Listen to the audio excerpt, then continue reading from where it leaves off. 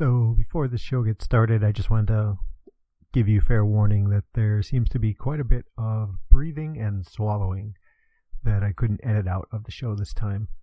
So apologies to those of you who are adverse to mouth sounds. Thanks. Hello, it's Wednesday, March 23rd, 2016, and as of this recording, I'm still depressed, but I'm not dead.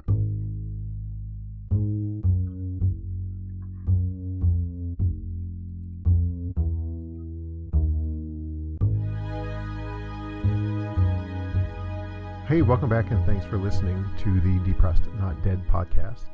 I do appreciate everyone who's listening. I do believe I had 10 downloads on the last show, which is, to be honest, if only 3 of you listened to it, that's 3 more sets of ears than I ever would have anticipated listening to the show.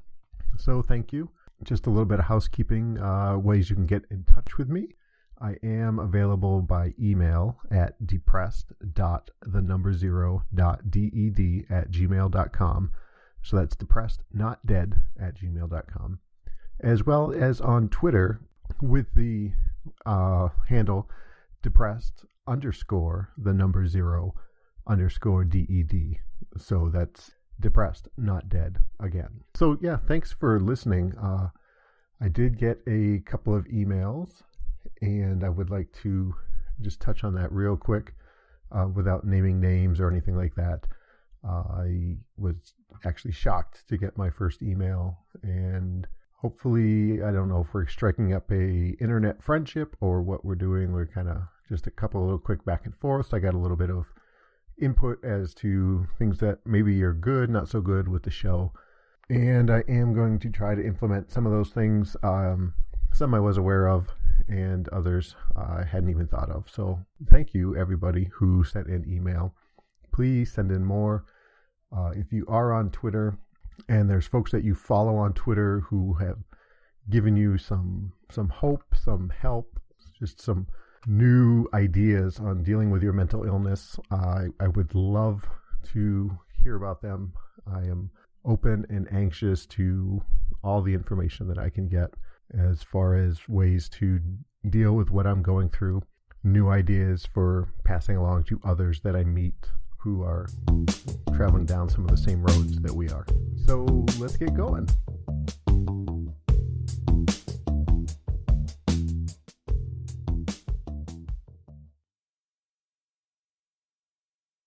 So I brought up my Google Drive list here of things, possible show topics. I'm not quite sure where I'm going to go just yet.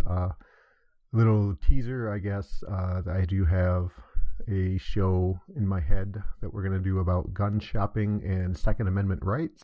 I'd like to share some of my suicidal thoughts as far as what's going on when certain specific events, things that I thought, things that I did, some of the pre-planning. And I'm going to save that one for a while. I'm a little anxious about putting out ideas for anyone who maybe is depressed and is thinking about suicide. I don't know. I don't want to be a how-to podcast on ways to fulfill those dark thoughts. But also, I think it might be, I'll have to figure out how I can do it and not be specific about the events. It could be beneficial to listen to some of the process that goes into what someone is thinking or not thinking, feeling, all of those things. I was surprised when I had my suicide attempt just over a year ago, how much it seemed so ordinary, so much just another day, right up into the point when I did overdose.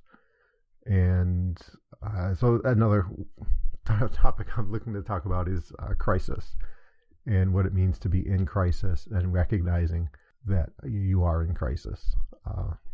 So I'm looking on the list here. Well, she's a lot seem to center around suicide. So let's talk about crisis, my day of crisis. So I guess we need a little bit of backstory. So a little bit of backstory, and we'll set the timeline. January 21st, 2015 was the day that I tried to take my life. It was a culmination of years and years of depression, mixed in with some of the best times of my life. I met my wife during, the year before that. 2014, by all accounts, was a banner year for me. I had, late in 2013, I was out shopping, doing some clothes shopping, caught a glimpse of myself while I was in the changing room, and woo-wee, I was shocked at the amount of weight I had put on. And it was kind of an aha moment for me. The next day I went on a diet, not a brand name diet, not a diet that starts with a capital letter. That was my thing, that, my diet is not capitalized. It was just eating better, eating well. And I did. And I started going to the gym, started doing some running. The more I connected with my wife online, I got more into the running. I had planned to run a half marathon towards the end of summer, so I had a training plan. I dropped 50 pounds, maybe 60 almost, during all that time. I was running really well, I thought. I had aspirations of getting to a 6-minute mile, a single 6-minute mile, not a race of. I ran that half marathon. I thought I did really well, and things were, looking up. 2014 seemed to be wonderful. And then pressures and stresses, I guess, started creeping back in on me. And I started lamenting the long distance relationship I was having, lamenting being away from the woman who I believed and still believe and will know, I would say, is just fantastic for me, and I believe she feels the same way about me towards her. So things just got more difficult. And right towards the beginning of December, I went on a leave of absence from work. I remember I woke up one day and getting into the shower, and it crossed into my mind that if I was dead, it wouldn't feel this way. And that just scared the heck out of me. I went into work that day, talked to my boss, and by lunchtime I was on a FMLA leave of absence. So we could debate whether it was a good move or a bad move to do that. My thinking was that I would use this time to just focus on me, get back into therapy, relook at the medications I was taking, try to figure out what was really going on. It's possible that so much free time was worked against me, and that I eventually found myself just hiding in my room, eating and hiding and eating. I was a token dad at that point. I was, kids needed something, I would do it, but I that was it. One thing at a time. Hey, Dad, I got a problem with this. Okay, let's fix that. And phew, okay. I needed a story to explain to my kids why I wasn't going to work, and I explained to them. I just told them I was getting really bad headaches, and kind of along the lines of migraines, but they were more continuous. And I was taking time going to see doctors and trying to get that worked out. And they took it, they bought it, as from my view, most people have done throughout my life. If I gave them a situation, I presented them with hey, this is what I think, this is what I feel, this is what I'm doing. Folks always just seemed, okay, great. So they took it. I knew they were concerned, but they saw me every day, and I was able to pull off the ruse of my jokes and humor and whatnot, and physically present, and at least to them, emotionally present. So that went along okay. But so I found myself just sitting around in my house there.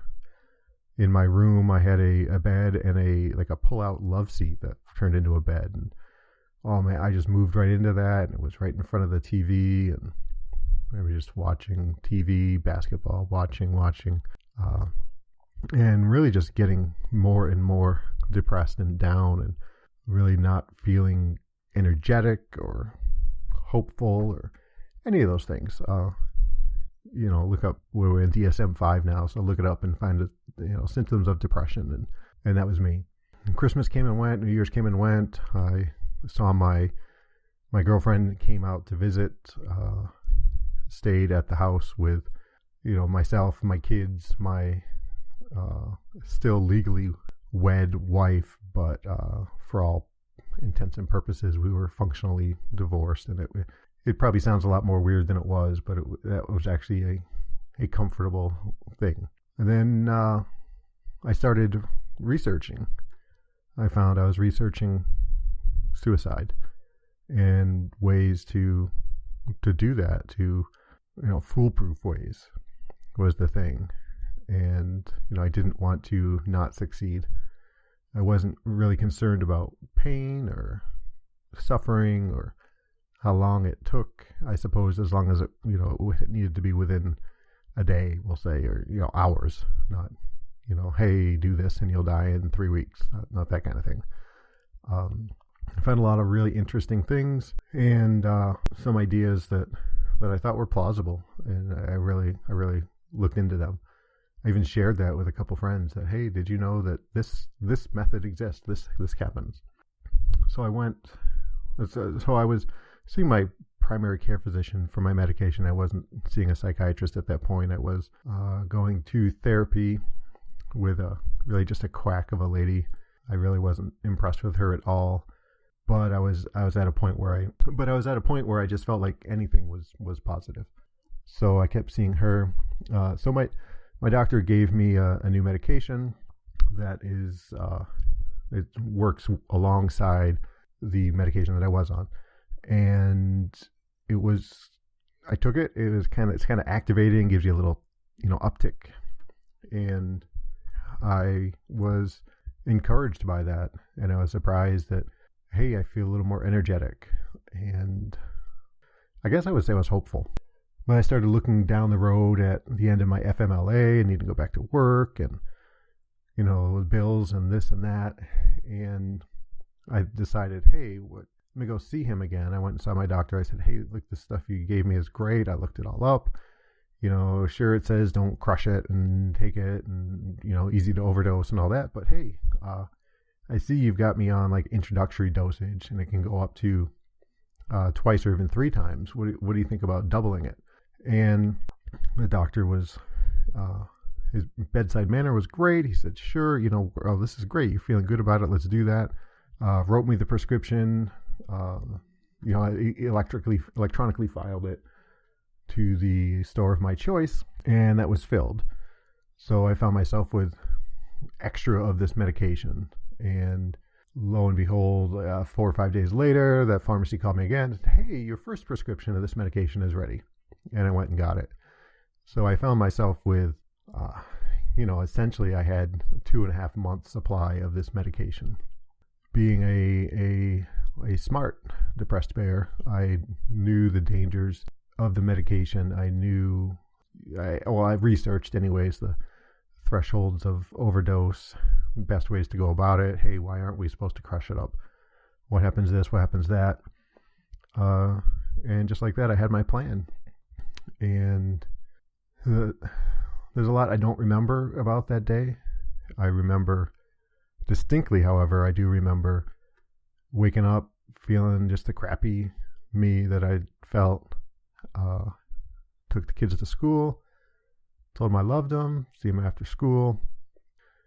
Went back to the house, and I guess I made my plans. I was like I said, I wanted to be successful. That was the big thing. I was concerned about defeating myself, so I took the SIM card out of my phone. Didn't want to be able to use it to call to get help. I drove out of town. I drove a good hour and a half out of town. I went into a local big box retailer in the evening, bought some NyQuil, which I was pretty well hooked on anyway for sleep, and some anti-nausea medication because I didn't want to throw up. And I went back to my car and mixed up my cocktail, and away I went. I had a Samsung phone, S4 maybe, and that Samsung Health, I think it is, whatever they call it. But you could check your pulse with your phone. You put it over the I guess it's the flash or whatnot. And I guess true to character, I was curious about it all, and I started taking my pulse, and I tagged it as suicide.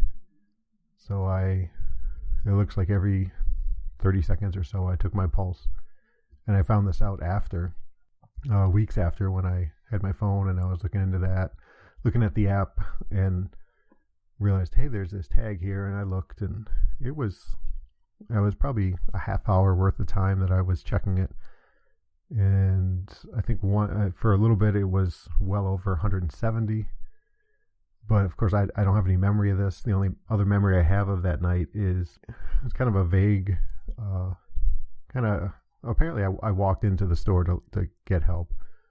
But I want to say I remember that. I feel like it could have been a dream state kind of thing. But my impression was almost like I was on a boat that was, really in rough seas and going up or down some great swell of a wave, and got to lean way over to the side to be able to stand upright. That's how I felt like I was walking, a 45-degree angle across the parking lot. Really, really kind of weird, trippy stuff, but that's it. And so that's, that real quickly and shorthandedly, that's my story. And the thing about that has made me wonder since then is we talk about these, you have to have a crisis plan. And even in this program I'm in now, we have to have a safety plan, right? And what are you going to do if you're in crisis? And I get that, and I understand that that's important, but if I guess there's no such thing as a typical, probably, suicide, right? But if there are others who are at least similar to my situation, I wouldn't have told you ever, even once I was in crisis. Even the weeks before, when I was researching different ways to kill myself, I never once would have said, hey, I'm in danger. It all seemed so matter-of-factly. It was as mundane as going to the laundromat or, sweeping the kitchen floor. It was just so boring and seemed like that's the way it's supposed to go. And this is the next logical step in my journey. And yeah, so that's my story. I'm going to end it here and maybe have myself a sweet cake to fill up the little hole that's in my belly right now.